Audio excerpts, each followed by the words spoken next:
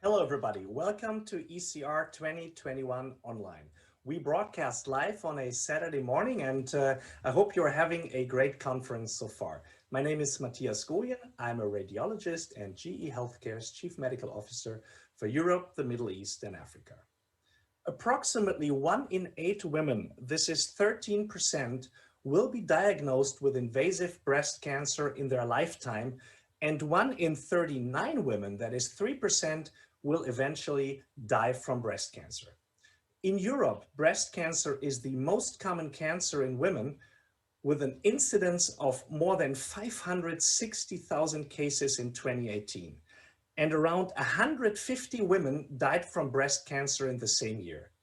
And every fifth breast cancer case in Europe occurs in women younger than 50 years old. Having said that, I guess we all agree that every woman deserves breast care that is customized to her personal risk factors. We've put together an awesome panel today, including 3 speakers focused on solutions that could help deliver a truly personalized care for every woman. Now it's a great pleasure for me to introduce our first speaker, Dr. Marc Lobbes. Dr. Lobbes is a board-certified radiologist, expert breast radiologist at Maastricht University Medical Center in the Netherlands, and now working at Zuiderland Hospital in Sittard. Dr. Lobbes is an educational committee member of the European Society of Breast Imaging, as well as a member of the scientific committee of the Dutch Expert Center for Screening. Today, Dr. Lobbes will talk about dual energy contrast enhanced spectral mammography and how this technique enables anatomical and functional imaging of the breast. The title of his talk is Contrast Enhanced Mammography, an enabler in many breast care pathways. Dr. Lobbes, the screen is yours. Thank you, and good morning, everybody, to this live pop-up session. It's a little bit strange not seeing you all in Vienna personally, but I still think we can have a nice discussion online in expectation of better times to come. So what I would like to present to you is how contrast enhanced mammography helped us during the COVID pandemic in the last years. Before that, I'll quickly run through the transparencies. I have some disclosures to report. And just getting back to the COVID pandemic, actually the hospital where I mainly work, the Zuiderland Hospital, was hit the hardest from all hospitals in the Netherlands. And we recently had some kind of, celebration of 1 year of COVID. It's a little bit strange to call it celebration, but I think you know what I mean. And remembering all 1,800 cases that we treated during that year. And in that year, we already were using contrast enhanced mammography for several indications, but it came more and more clear that contrast enhanced mammography would come to the forefront of the imaging modalities that we have, because we could sort of make the workflow more efficient. So from going to having contrast enhanced mammography indications where you could do contrast mammography if you wish, but you can still opt for other modalities, we were much more pushing it and saying, well, we have to do contrast enhanced mammography for this indication because we can make the workflow more efficient. So instead of having sort of indications by option, we really made the definition with our other colleagues that these are the indications for contrast enhanced mammography, period. So this is a small overview of what kind of indications we are currently using. That's inconclusive findings at full-field digital mammography or ultrasound. We use it to assess the disease extent instead of breast MRI. We use it as an MRI alternative when it's not possible, of course, due to metallic implants or claustrophobia. And we also now use it as a primary imaging tool for response monitoring of women treated with neoadjuvant chemotherapy. Well, there are also some less obvious indications where contrast enhanced mammography might be optional. For example, where you have a highly suspicious woman with a palpable mass, which is BI-RADS 4 or 5 just by physical examination. We opt to do contrast enhanced mammography immediately.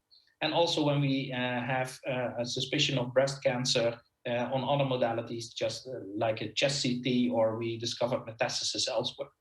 So just to give you an example of what inconclusive findings might hold is that in this 42-year-old female, we had a normal mammogram where we found a very small architectural distortion in the breast. And for this, we did an extra contrast enhanced mammography on which, on the low energy images, which resembles a normal mammogram, we didn't see any abnormalities at that site where we found the sonographic abnormality. And also on the recombined images, we did not see any enhancement at all. So we concluded that this CSM examination was negative. We did a biopsy anyway, and it turned out to be adenosis. This is another example for which we use contrast enhanced mammography a lot, is recalls from breast screening for focal asymmetry. And for this woman, we did a contrast enhanced mammography as primary imaging tool, and you see that it's negative. And with a high negative predictive value of contrast enhanced mammography, it's actually at this point already safe to dismiss a woman. But for teaching purposes, we asked her to do an extra examination. We made a compressed view, and you see that it's based on superposition of fibroglandular tissue. So in this case, you could sort of prevent that people are coming back for follow-up examinations or MRI, which are all extra patients appointments and patients going back and forth in the hospital by public transport and everything. And certainly during this COVID time, you don't want people going back and forth all the time, of course. Well, this is sort of a nice review by Zhu et al. And based on this systematic review, you see that the pooled sensitivity is about 89%, with a pooled specificity of about 84%, which is actually quite high in terms of diagnostic accuracy. And in general, you can sort of state that the diagnostic accuracy is sort of similar to breast MRI, which we have known for years, of course. And to sum up, this is the summary AUC value of 0.95, and every publication that I know of reaches an AUC value of 0.9 very easily with this technique. So it's a very reliable technique to be used. Now, in other cases, you could use it as a preoperative evaluation. Of course, breast MRI has been one of the most important image modalities to be used for this indication. But this example quite nicely shows that you could use contrast enhanced mammography as well for this indication, with an area of non-mass enhancement being visible in the right breast of about 6 centimeters, and on breast MRI it was assessed to be 6.3 centimeters. So you have similar challenges. If it's difficult on contrast enhanced mammography, it's also challenging on breast MRI. So you sort of encounter the same challenges as well. On the other hand, you can do this at your first appointment with a woman. So again, you don't have to send them back after a biopsy, then return a week later for breast MRI. Breast MRI has a slightly inferior specificity, so you run the risk of having false positives a little bit more than on contrast enhanced mammography.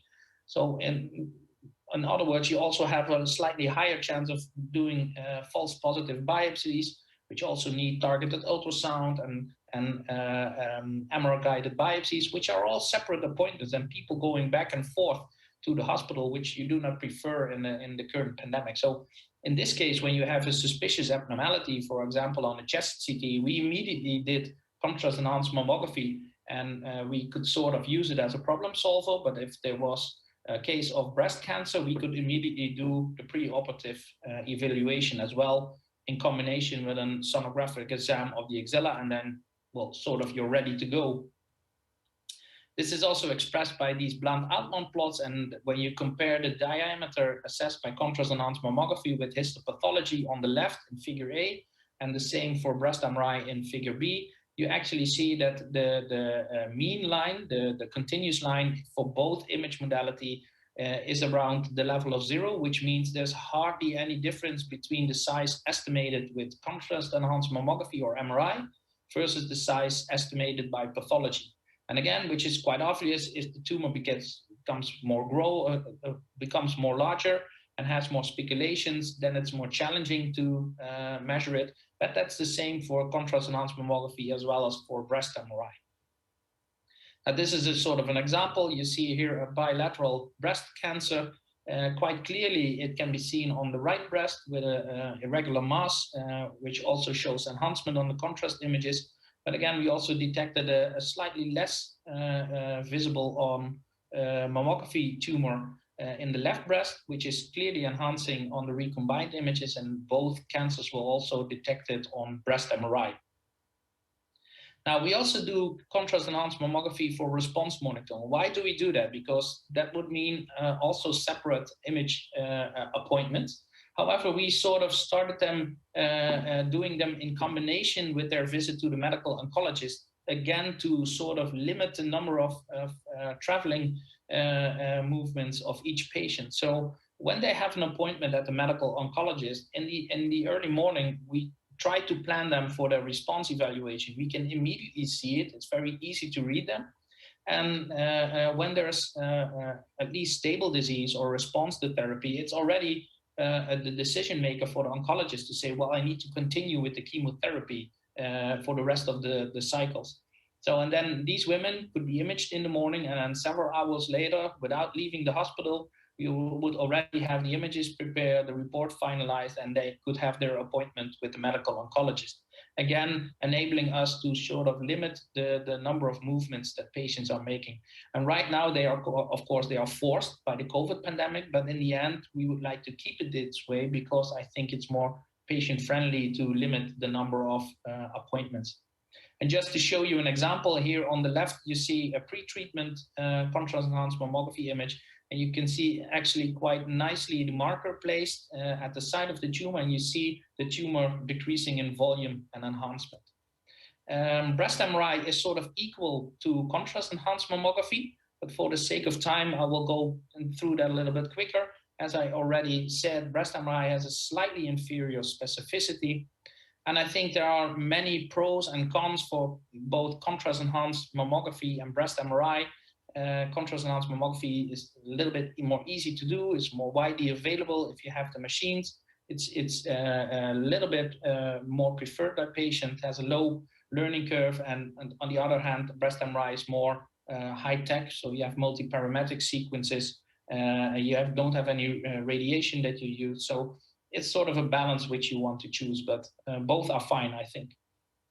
So the other indication is sort of optional. It's very difficult to get sufficient data for that, but I think they're quite obvious, so to say. So with that, it's only a short period of time in which I can explain you the benefits of contrast-enhanced mammography. And I would like to give the word back to Professor Goyen and enjoy the remainder of the session. Thanks a lot, Dr. Lobbes, for this great overview. We'll have time to discuss your presentation later on during the panel discussion. Let us now move to the next speaker, and it is a great pleasure for me to introduce Dr. Kinda Douaidari.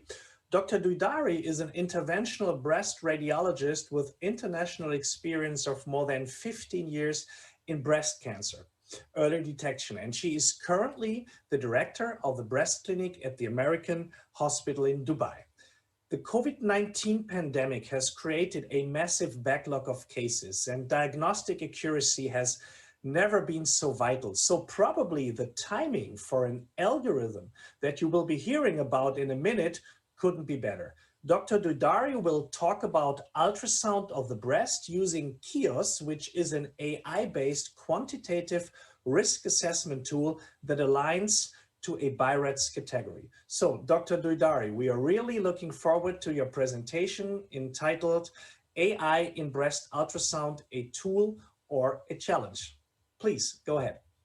Good morning. I would like first to thank the ECR team, GE, Prof. Matthias, of course, for the excellent organization. I'm really excited about sharing my experience with the KIOS, the AI model in breast ultrasound.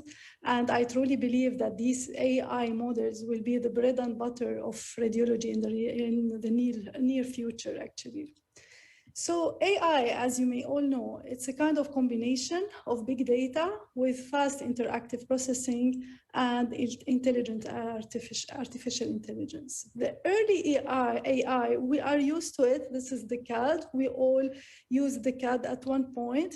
So it's the traditional machine learning. It deals with object detection, object recognition. With deep learning, which is the more advanced step of AI, it's not about features. It's totally different. It's a kind of combination. It's a kind of very complicated, I would say, combination between neural networks, input layers, hidden layers, output layers. So it's a kind of, it doesn't deal with features. It's not the CAD, like the CAD is object detection. And here it's totally different. Here we're talking about analyzed, and like the AI can analyze features beyond our human recognition. And this is why it's really very performant in radiology. So a lot of studies were done to evaluate the accuracy of AI in ultrasound. A lot of studies were made just to compare different models, actually.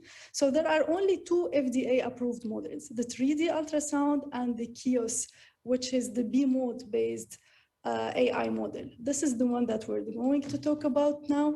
So AI, the KIOS, is a kind of a B-mode model, which is trained by 450,000 images from multiple centers, multiple countries. It's a kind of the background from geographically and ethnically very diverse. So it's all these data is a kind, there are a kind of algorithms, deep learning. It's a kind of combination for all. It can analyze features up to 17,000 features. Many of them we don't even know. And it can come up with a prediction about benign and malignant. So for now, it's a kind of predicting benign versus malignant tumors. So it's not CAD, it's not an image detection. It's deployed directly to the Logic E10 machine. And it has alignment with BI-RAD. So it gives me directly the BI-RAD category. So again, many studies, multiple peer-reviewed studies, they were done to evaluate it. And they all concluded that AI, it improves AI in ultrasound, improves accuracy of sonographic breast lesion assessment with inter and intra-observer variability. So it's really easy to be used, as you can see here. We find a nodule, it's just a ROI, and then it gives me directly the application, it gives me directly the measurements, it gives me the hour where it's located, and then,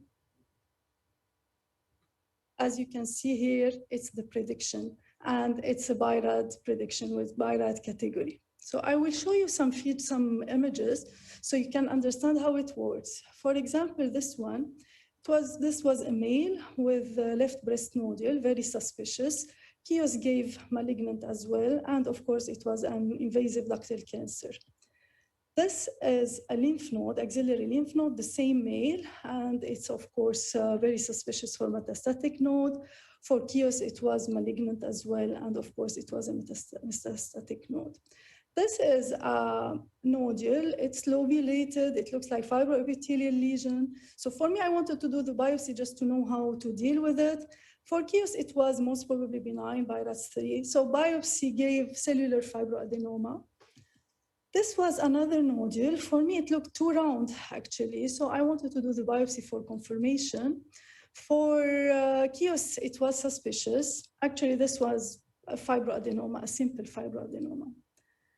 This one, it's, as you can see, for me, it was by RAT4 because there is a kind of indistinct borders, non-homogeneous, it's too dark.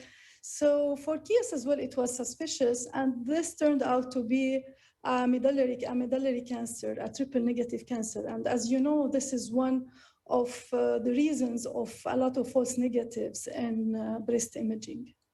This, for example, indistinct borders, for me, it was suspicious. I wanted to do the biopsy. For KIOS, it was malignant, and it was a kind of sclerosing adenosis. This one, for me, it was atypical, maybe virus 4A. I wanted to prove it by biopsy. Chios, it was probably benign. Biopsy proved as well sclerosing adenosis. So this was a very, very interesting case, actually. This was a lady who had breast cancer 3 years ago, total mastectomy with radiation. I did myself the ultrasound 8 months ago, there was nothing at all. 8 months later, follow-up, I see this. So for me, depending on the clinical history, it has to be suspicious, I have to go for biopsy. But honestly, if I didn't know about the background, this would be benign. So for Chios, surprisingly, it was malignant. So obviously, it can analyze features beyond our human recognition. And obviously, it incredibly works, but not all the time. The thing that we don't understand exactly how it works, this is the problem of all these deep learning algorithms. We cannot follow, like with CAD, we know exactly how it works. We know when to follow it, when not to follow it. With these deep learning algorithms, we are confused in many times. So I believe that now we are in the primary phase. Like the primary value now, it can decrease false negative interpretations. It can make up for experience and skill deficiencies for some newcomers to breast imaging, maybe general radiologists who are doing breast, maybe sometimes in some countries, gynecologists that are doing breast ultrasound. So as you know, ultrasound suffers from this operator dependence, and this can just unify unify the practice. Of course, it can improve accuracy and efficiency. So there are many obstacles to be overcome. Like, for example, who is responsible for the diagnosis? It's me, it's the radiologist, or it's the application itself. Like once I had a cluster of cysts, for me, it was like typically cluster of cysts. For Chios, it was suspicious. I was not going to do biopsy for a cluster of cysts. I didn't even register it in PACS. I didn't want it to be there. So this is the thing that, but as you remember this case with the recurrence with the small well-defined nodule, Chios, without knowing the background, it came up with it was true, when it gives me malignant, it was true, it was malignant. So this is where we are. And this is what they call it, the black box problem. Whenever we don't know how it works, so we are confused how to deal with it, when I have to follow it and when not to follow it. So for now, the actual proposed method that it can work in tandem with a human radiologist to improve performance. And the thing that with really the great ability and the great potential of the AI, I believe that this is not everything. I believe that with whenever it will be trained with a more sophisticated set of data, there is a lot of data that our human eye cannot process. So AI can help with this. So it may be more performant, for example, in analyzing more specific breast disease. It's not only about benign and malignant.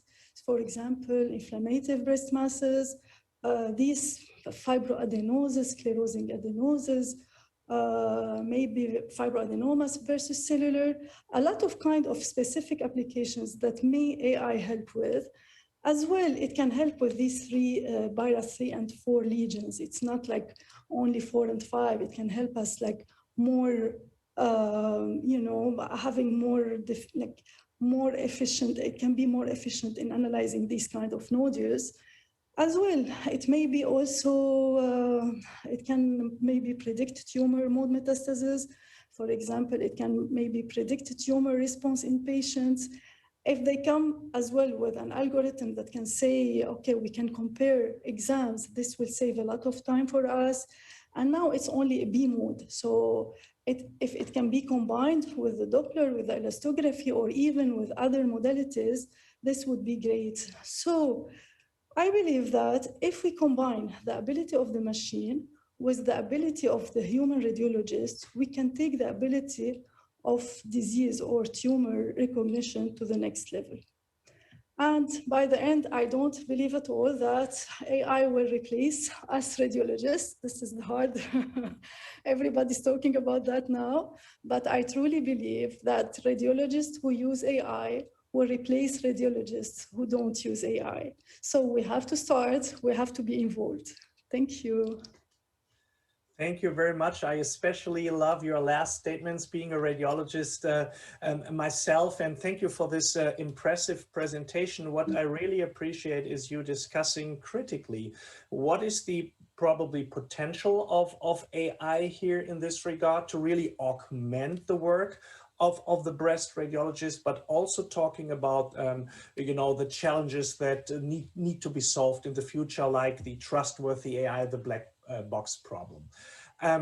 Before we are discussing all papers, I would like to introduce the third speaker for today, Dr. Athina Vourtsis. Dr. Vourtsis is the founder and owner of Diagnostic Mammography, a private practice in Athens, Greece, and the founding president of the Hellenic Breast Imaging Society.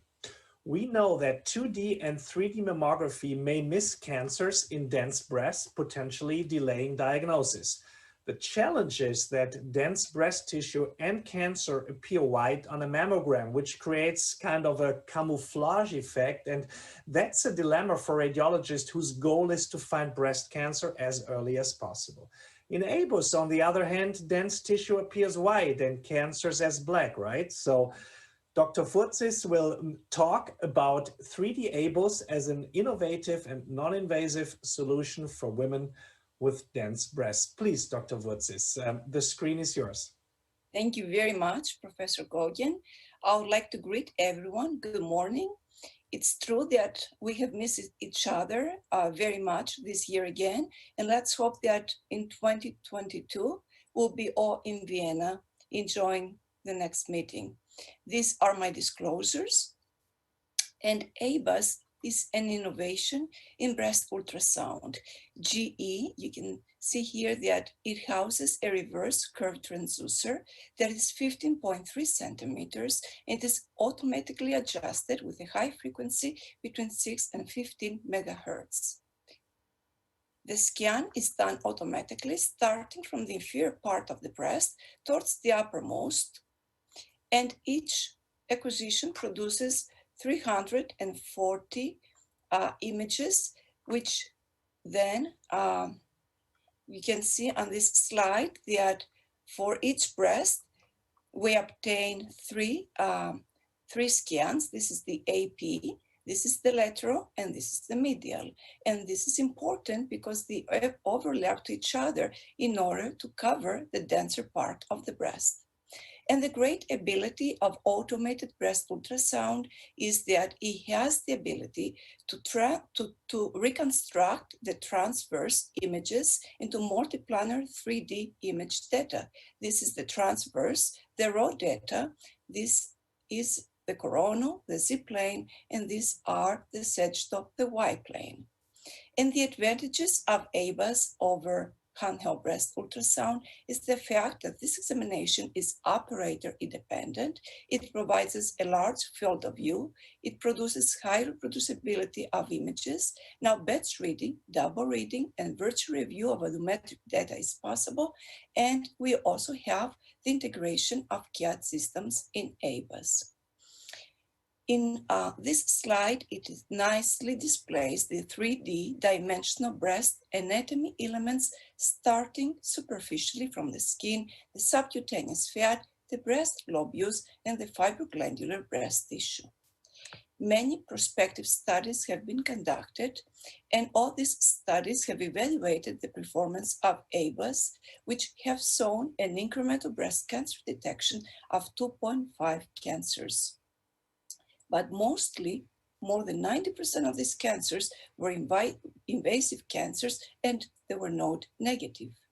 Now, concerning the performance of ABUS versus handheld breast ultrasound, in this busy table, you can see that ABUS performs equivalent to handheld, with only a slight increase in the false positive rate. In our clinic, we started implementing ABAS in 2016. We evaluate about 5,000 women a year. So we perform approximately 25 to 30 ABAS exams daily. 70% of this volume is screening and the rest is diagnostic. ABAS is the initial examination in women that have dense breast, C or D parenchyma, and we use handheld as a second look breast ultrasound. This is a screening mammogram in a 46-year-old, and you can see that the breast parenchyma is composition ACRAC, where there is nothing to recall. There is not a suspicious lesion seen. However, in the screening with ABAS, we detected a suspicious abnormality situated at 5.5 o'clock position of the left breast. You can see the mass with indenstic margins in all three planes. These are the transverse slices. But apart from the first suspicious mass, there was a second abnormality situated superiorly and laterally to the first one, also seen on three planes. Again, looking in the mammogram, you can see that there is nothing, even in retrospectively. Also, we performed DBD. These are DBD slices of the left breast. There was nothing to detect. There is an interesting study. It's a prospective study that evaluated ABAS screening of women with dense breast in DBD-based practice. And this study showed that supplemental or standalone ABAS screening detected cancers that were not seen on DBD, but it substantially increased the non-cancer recall rate. It is according to these authors and also from our experience, the multiplanar reconstruction images compare only to the transverse plane. It provides higher specificity and higher sensitivity. Also, the area under the curve increased from 0.8 to also we have the ability to downgrade the benign lesions.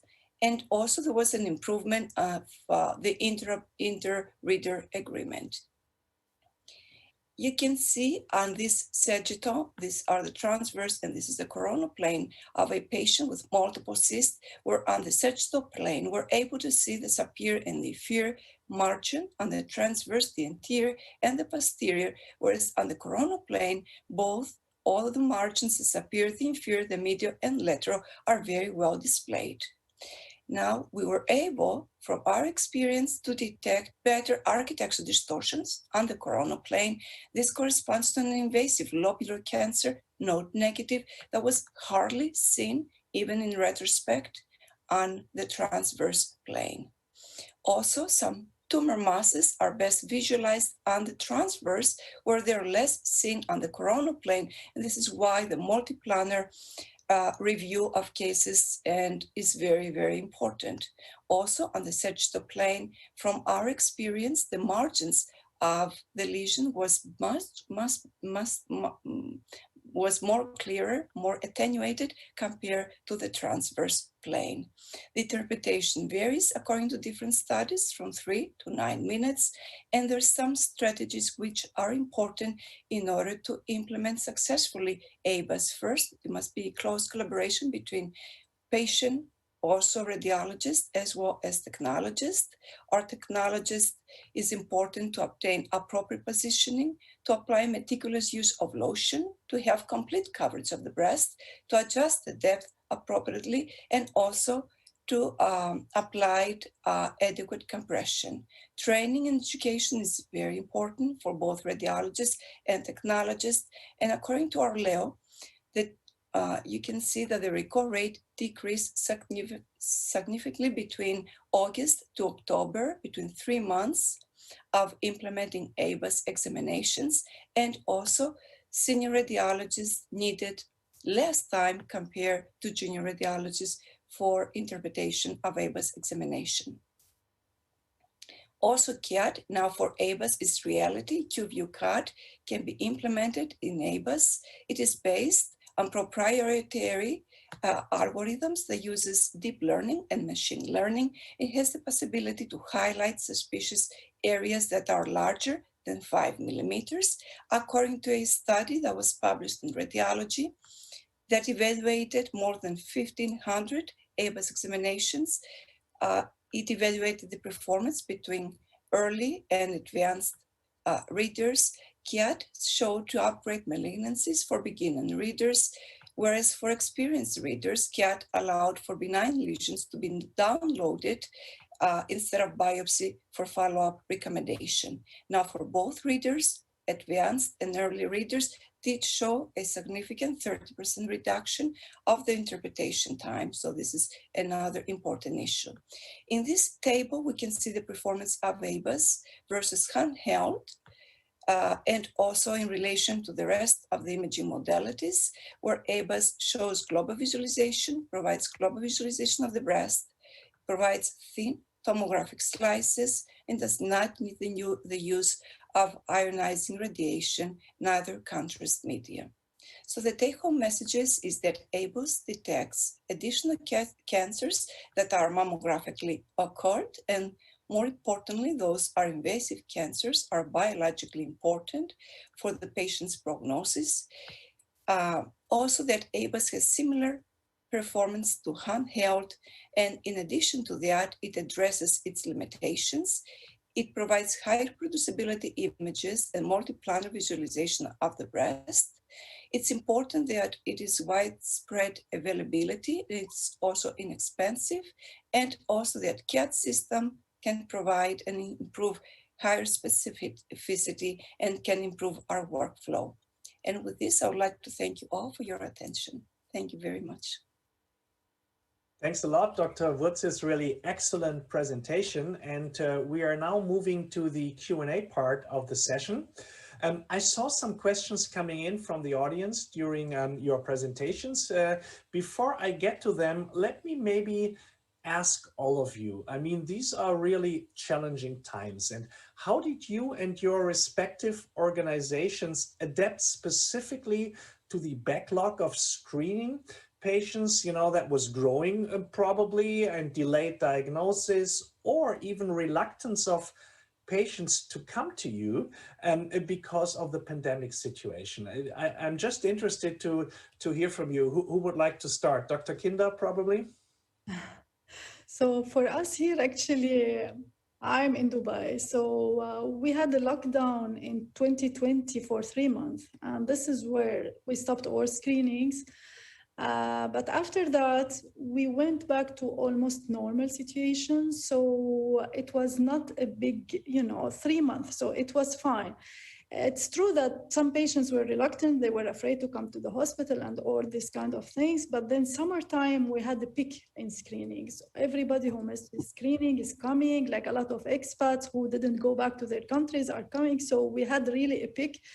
And for now, as we don't have a lockdown, we're fine. So no, I cannot say that we had any kind of problems with that. Now with the COVID vaccination, we have a lot, these lymph nodes, a lot of these lymph nodes enlargement. So we're recommending just doing it 2 months before or after the vaccination, and this is all. Right. So Dr. Lobbes, how was the situation in the Netherlands, and especially at Zuiderland in Sittard? Well, we know from data that we already studied that during the first wave of COVID infections, we quite suddenly shut down all screening, absolutely to 0 level, for about 14 weeks.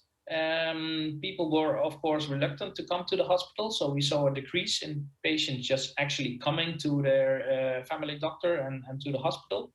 I think the latter one was quite quickly solved by just using the media, social media, to say, well, it's safe to come to the hospital. If you have complaints, please go to your GP.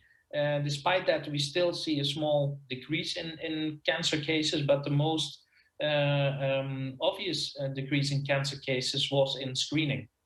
And until recently, after 14 weeks, we restarted screening to about a production level of 70%. And right now we're trying to go back to normal levels, but there is a decrease in cancer diagnosis. And hopefully this backlog will still catch up, because we know these are quite small cancers and prognostically favorable. But in the end, we need to detect them quickly before they become into prognostic relevant cancers.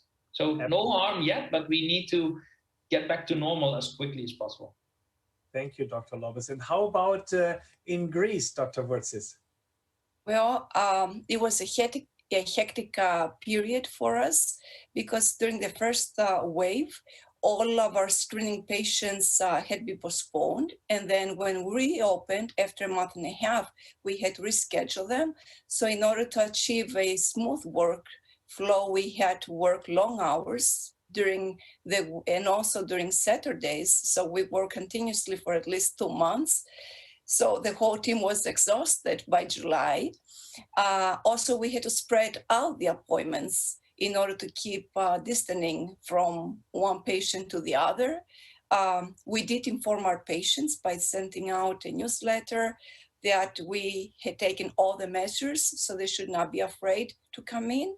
And for those patients that had underlying diseases, we needed to be more cautious. So therefore, we scheduled them on Monday mornings, beginning of the week.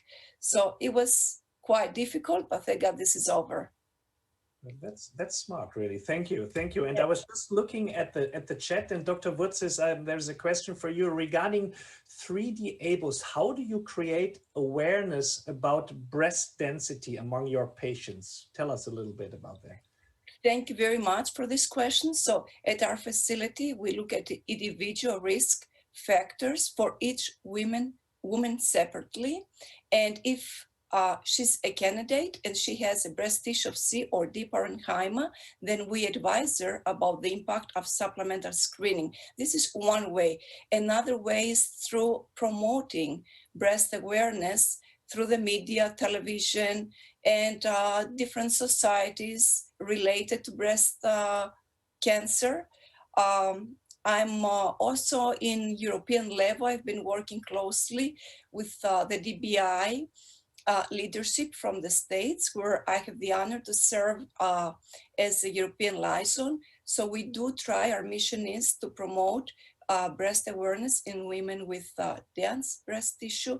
And also we have important tools that are explaining the implications of breast density for healthcare professionals.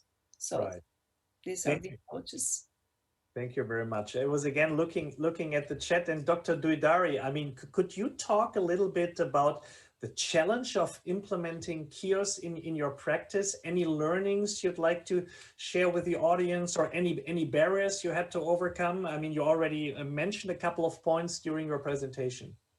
So actually, the first challenge was acquiring the machine, buying the machine, because it's the new E10 machine with the new software, and we had to convince the management. So we had a lot of meetings, discussions, and we were all convinced that in able to take patient care to the next level in the coming years, we have to start investing and implementing these AI applications. So this is why they took this decision, we took it. So the other challenge is how to use it. You know, with these kind of applications, there is always, some people will be afraid of it, some people will be very excited about it, and we have to manage this very carefully. So I had it like on 2 levels. One, I was testing it. Just I needed to have trust in the machine. I needed to build this trust actually. As it's a deep learning, so I cannot understand it. So I needed to be consistent to be able to trust it. I needed some kind of explainability, which is not easy to get, but then with time, we know how to deal with it. So for now, what I'm doing, I can say that for BI-RADS 5 and 2, it's really performant, highly performant.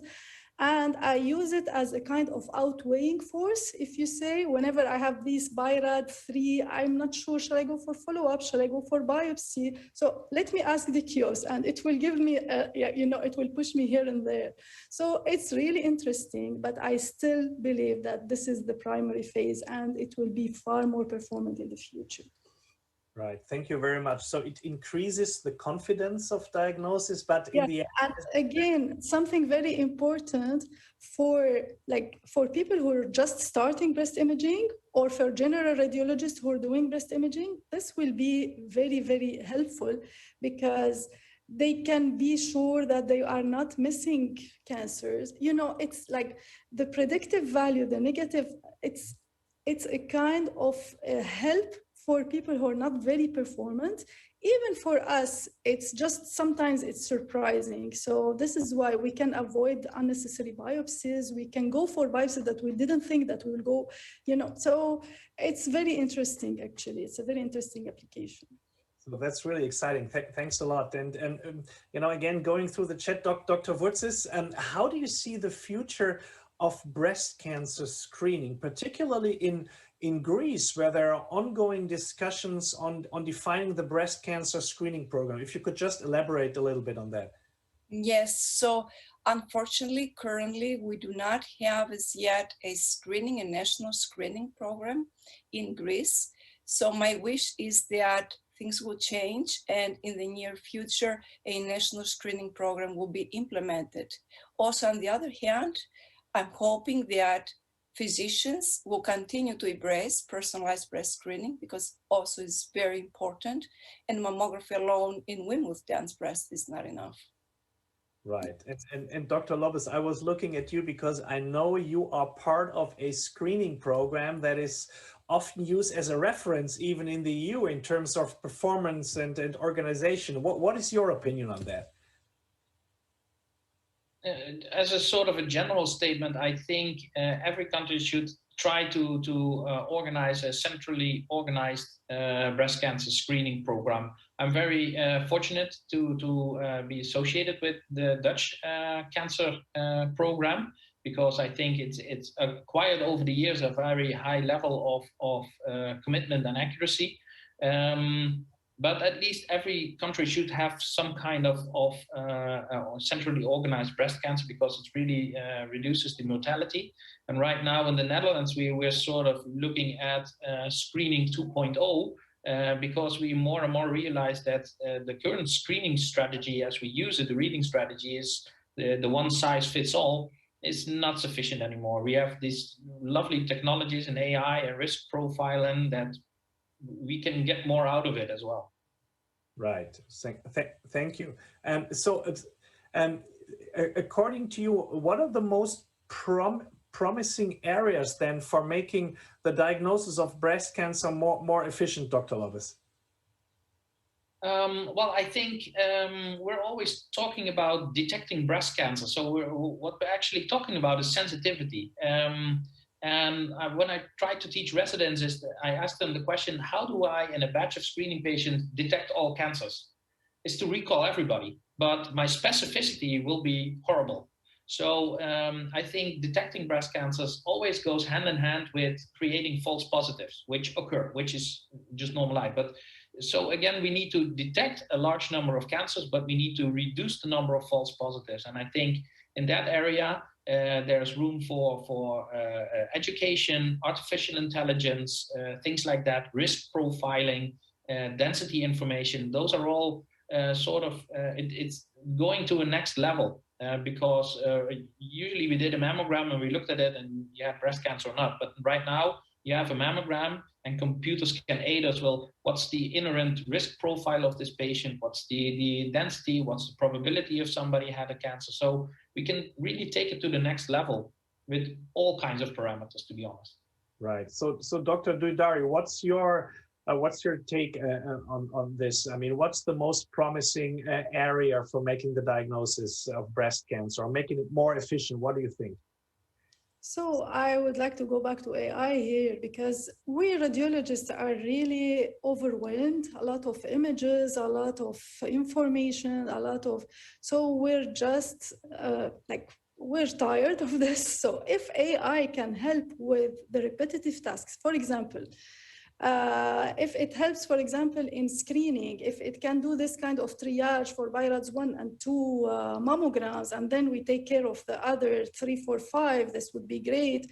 Then we're talking a lot about overdiagnosis. Yes, if it can give us a kind of help in this, for all these microcalcifications that we go for biopsy, it turns out to be whatever adenosis, like fibrocystic, or even DCIS type, early. AI, with its capability of analyzing things, it can be very, very helpful in this. And we're looking forward for more applications, actually.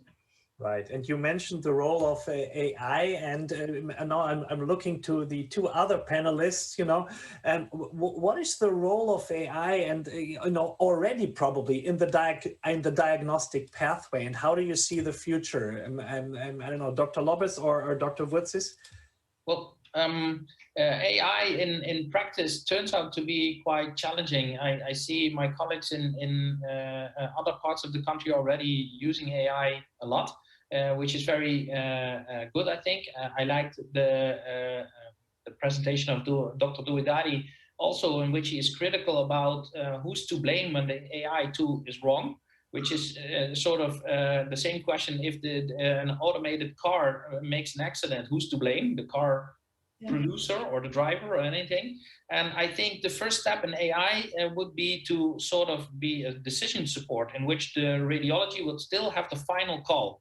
Because in that aspect, I would still be the one holding the responsibility in the end, and not the AI. I think it's too soon, more from a legal point of view than actually doubting the technology, because I think the technology is way ahead of our legal problems. But I actually think that the legal issues are holding us back with widespread application. And I think the first step for AI would be to have a sort of an eye in the sky, a decision support, and not something taking over. Right. If I can say just one word, there is we cannot say there is a performance of AI in distinct from the human performance. It has to be combined. This is how I see it. So it's not AI versus the radiologist. It's the radiologist together AI to augment the work, to enable. Right. So, Dr. Vourtsis. Yes, I believe AI is a great friend for the radiologist. My experience with QView card from beginning of this year is that it improves our confidence. We need less interpretation time, and of course it needs to be improved, but I think there's a great future.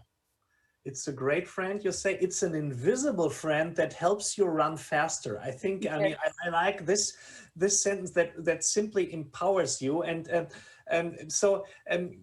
Regarding AI, Dr. Douaidari, you mentioned the black box challenge, so trustworthy AI. Let me be provocative here. Do we need images at all? Because we know it's the sometimes ugly looking source images where the information is. I mean, or do you think to be able to, that everyone embraces AI, it needs to be trustworthy, so someone even without a PhD has to somehow understand how the algorithm, derives to a diagnosis? No, in my opinion, you have to be really well trained to be able to understand how it works. Even we well-trained radiologists with these deep learning stuff, we're not able always to follow it. So you need to be very well-trained to know how to deal with it. If you're not very well-trained, you will be confused because you cannot be blindly following it. You have to be in charge. And again, with more data sets and all, it will be more performant, and then we'll have more time to be occupied with other things. So right. No, we to deal with it, we have to exactly know, be very performant us in the beginning. Dr. Lobbes, any thoughts? Yeah, if I may interrupt, I fully agree, because it's not our task to fully understand the principles behind the algorithm, because that's a whole other area of expertise. However, in the end, like in every new technology, we as a doctor need to have some kind of base knowledge to at least be critical about the scientific literature that is published, because we all know that it can vary from excellent papers to papers of very poor quality, especially with a large number of journals be able to publish something. And we as a radiologist don't need to know the fine details, but we need to at least know what the critical steps are for critical evaluation of an AI tool. For example, if you read a paper and you don't see anything about an external validation population and everything, well, that's a check mark on the minus, because it doesn't mean that the AI tool is rubbish, but at least you show, well, that's a little bit a critical comment that you could ask. Yeah, so we need to be able to be critical, but not fully understand it. Yeah. Great point. Dr. Douaidari? Yeah, I totally agree. And then there is, like in all kind of these algorithms, there is bias. So we have to be able to know whenever it's going well, it's not, whatever. So we have to be involved. Dr. Vourtsis, I'm looking at the chat and I try to cover a couple of questions here. Do you use ABUS at the University Hospital Breast Clinic or only in private practice? And how long does it take to do ABUS in one patient? So the time for the acquisitions is approximately 10 minutes, 10 to 12 minutes. And in Greece, we implement ABUS currently only in the private sector, not yet in the university. Right. Thank you. Again, looking at the chat, Doctor, let me see, for Dr. Lobbes, do you use contrast enhanced spectrum mammography in a screening protocol, as part of a screening protocol? Not routinely, only in high-risk patients who would otherwise get a breast MRI. If there are any contraindications, we offer them sort of a sit down and say, we have this alternative, there are these and that limitations regarding radiation dose and everything, but at least it's better than offering just a mammography. So we see that a lot of patients opt for that modality then. I think it's too soon to have it as a standard protocol in screening, but in the Netherlands, there are lots been discussed about the implementation of the DANCE trial results, in which people with dense mammograms would have a supplemental MRI. There's a lot of discussion right now how we want to sort of use breast MRI or contrast enhanced mammography or both in the different densities of breast categories. So it's not there yet, but it's certainly a point of discussion, and there will be some room for additional imaging, whether it's MRI or contrast enhanced mammography of TOMO, that will be to be studied. Another interesting question here, is AI an additional service that the patient has to pay for? So you say, okay, it's covered. If I as a radiologist diagnose it, it's covered by insurance, but if you pay some extra, we have this invisible friend, Dr. Douaidari? No, not at all, no. Not at all. It's not an extra pay. And actually, it's funny, it's a very generation dependent.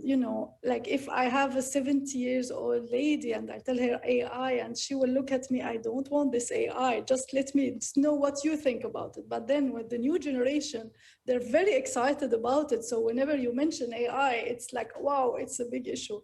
So no extra charge actually at all. But I mean, the 70-year-old patient, I mean, she is right in a sense that this special relationship between the doctor and the patient will never go away. Think of yourself. At some point, you're a patient yourself. You don't want to get the diagnosis from a computer. You want to talk to someone, right? Like you. But if you made the diagnosis with the help of AI, that's very fine for me, right? Yeah. So this human touch will never go away, and maybe AI can even help to kind of rehumanize healthcare, because all of a sudden you have more time to take care of patients, because I would say the repetitive stuff, the boring stuff can be done by AI. Do you agree? This would be amazing, and this hopefully it will be the future. To be honest, in everyday clinical practice where I do my work, of course, we all know the challenging cases, the difficult cases, and things that you really need to use your expertise. But on the other hand, in between, I also need to read a lot of knee implants and hip implants as a sort of diagnostic, or people who are screened for tuberculosis and have chest x-rays. I would be very happy if AI could at least filter out the negatives, which are a lot of them. And when I need to do that's almost 1/3 of my work. It would be very happy to sort of rule out the easy ones and focus on the difficult questions. Yeah, that makes complete sense to me. So in the interest of time, maybe a final question for you. We have like 2 minutes left. you're all using innovative techniques, and we often see some reluctance to adopt and change our habits, you know, how we are as humans. So do you have a piece of advice for colleagues, you know, listening right now that are curious about adopting them? Maybe a short answer, Dr. Douaidari? So I said before, we have to manage it. We have to have a careful management, just not to be too much into it and not to be against it. We have to test it. Then whenever we have confidence, we can go on with it. But the most important thing that we have to start it, because if not, it will be too late later. In 2-3 years, it will be really late. This is how I think about it. Dr. Lobbes? 3 sentences: open your mind, be critical, and think out of the box. Great. That sort of sums it up. Dr. Vourtsis? My tip is to make an effort to overcome the resistance of change, because this will be very helpful in adopting new technologies, and it will help all physicians to improve their workflow and also the detectability rate of breast cancer, which is the most important for us. Beautiful final statement. This brings us to the end of our session. I think it has become clear that every woman deserves breast care customized to her personal risk factors, and GE Healthcare's personalized breast care portfolio provides clinicians the tools to deliver advanced personalized care to help achieve best outcomes. I thank our 3 panelists today very much for sharing great insights, and of course a big thank you to all participants for taking the time to join this session. And don't forget to stop by our virtual care center, where we are happy to show you how to become intelligently efficient. We can't wait to see you in the field soon. Have a great day, and bye-bye. Bye-bye.